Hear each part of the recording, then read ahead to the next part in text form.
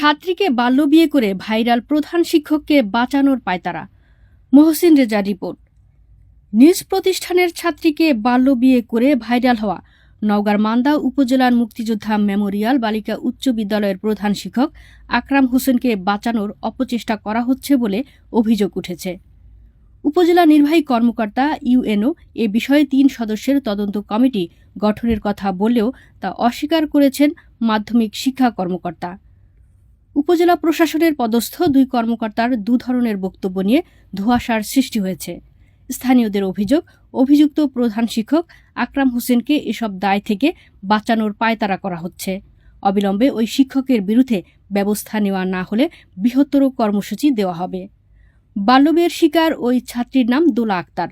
মুক্তিযোদ্ধা মেমোরিয়াল বালিকা উচ্চ বিদ্যালয় থেকে দোলা আক্তার এবারের এসএসসি পরীক্ষায় অংশ নেবে। জন্ম সনদ অনুযায়ী তার বয়স হচ্ছে ১৬ বছর ৬ মাস। গত ২৬ মার্চ তাকে বিয়ে করে তৃতীয় স্ত্রী হিসেবে ঘরে তোলেন একই প্রতিষ্ঠানের প্রধান শিক্ষক আকরাম হোসেন। তিনি হাজীগোবিন্দপুর গ্রামের মুক্তিযোদ্ধা আফসার আলী মণ্ডলের ছেলে। এদিকে ছাত্রী দোলা আক্তারকে বাল্যবিয়ে করার সংবাদ প্রকাশ হয়ে পড়লে সামাজিক যোগাযোগ মাধ্যম ফেসবুকে তোলপাড় সৃষ্টি হয়। স্থানীয় বাসিন্দা ও অভিভাবকেরা মানববন্ধন কর্মসূচি পালন করে প্রধান শিক্ষক আকরাম হোসেনের অপসারণসহ বিচার দাবি করেন। ইউএনওর কাছে অভিযোগও দেওয়া হয়। স্থানীয় বাসিন্দা ময়জউদ্দিন বলেন, ১৬.৫ বছর বয়সী ছাত্রীকে বাল্যবিয়ে করেছেন প্রধান শিক্ষক আকরাম হোসেন। ঘটনার ১১ দিন পেরিয়ে গেলেও ওই শিক্ষকের বিরুদ্ধে এখন পর্যন্ত কোনো ব্যবস্থা নেওয়া হয়নি।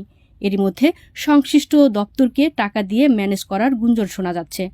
প্রধান শিক্ষক নিজেই যদি বাল্যবিয়ে করেন তাহলে সমাজ থেকে বাল্যবিয়ে দূর হবে কিভাবে? জানতে চাইলে বাশিস নওগাঁ জেলা শাখার সভাপতি ও কেন্দ্রীয় কমিটির প্রেসিডিয়াম সদস্য গোলাম সুরার স্বপন বলেন, মুক্তিযোদ্ধা বালিকা বিদ্যালয়ের ঘটনাটি নিয়ে আমরা শিক্ষক সমাজ বিব্রতকর অবস্থার মধ্যে রয়েছি। এ প্রসঙ্গে উপজেলা নির্বাহী কর্মকর্তা ইউএনও শাহ আলম মিয়া বলেন, উপজেলা মাধ্যমিক শিক্ষা কর্মকর্তা শেখ শাহ আলমকে প্রধান করে ৩ সদস্যের তদন্ত কমিটি গঠন করা হয়েছে। ৭ কর্মদিবসের মধ্যে তদন্ত রিপোর্ট দাখিলের নির্দেশ দেওয়া হয়েছে কমিটিকে। তদন্তের অগ্রগতির বিষয়ে জানতে চাইলে উপজেলা মাধ্যমিক শিক্ষা কর্মকর্তা শেখ শাহ আলম বলেন, এখন পর্যন্ত এ ধরনের কোনো চিঠি পাইনি। পেলে তদন্ত করে প্রতিবেদন দাখিল করা হবে।